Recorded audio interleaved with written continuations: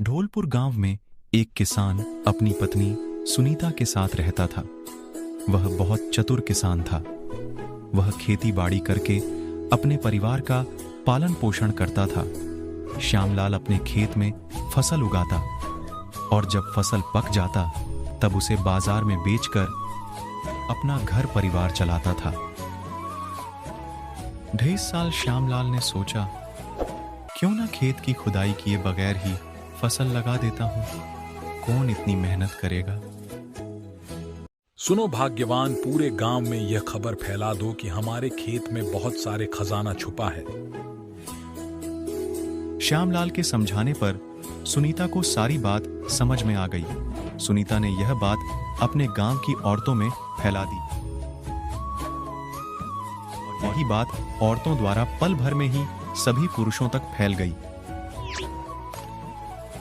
उसी रात बहुत सारे लोग खजाना मिलने की लालच में श्यामलाल के खेत में जा पहुंचे और पूरा का पूरा खेत रात भर में खोद डाला।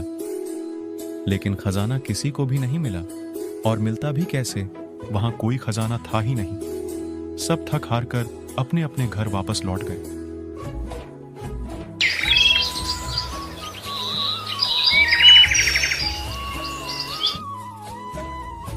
जब श्यामलाल अपने खेत पर पहुंच गया तो सारी खेत को खुदा हुआ पाकर बहुत खुश हुआ और अपनी चतुर बुद्धि पर उसे गर्व सा होने लगा।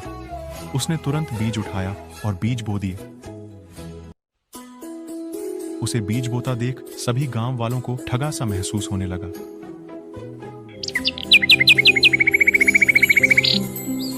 कुछ महीनों बाद श्यामलाल का खेत पके फलों से लहराने लगे। बस उसे काटना और बाजार में बेचना ही रह गया था।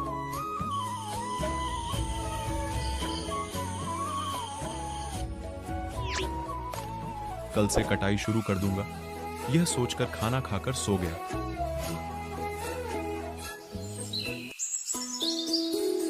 अगले दिन सुबह उठा और हाथ मुंह धोकर जब वह खेत पहुंचा तो हक्का बक्का रह गया। सारी फसल कटी पड़ी थी और इतनी बेरहमी से काटी गई थी, अनाज को कोई भी नहीं खरीदता। उसकी महीनों की मेहनत पर एक ही रात में किसी ने पानी फेर दिया था। उसे कुछ समझ में ही नहीं आ रहा था कि किस दुश्मन ने ऐसा किया है। हमारी सारी फसल बर्बाद कर दी। किसी तरह गांव की औरतों से पता करो तो। सुनीता जब अपने गांव के औरतों से मिली तो उसे पता चला कि कल रात किसी ने गांव में खबर फैला दी थी कि श्यामलाल ने अपनी फसल में बहुत सारे धन छिपा कर रखा है।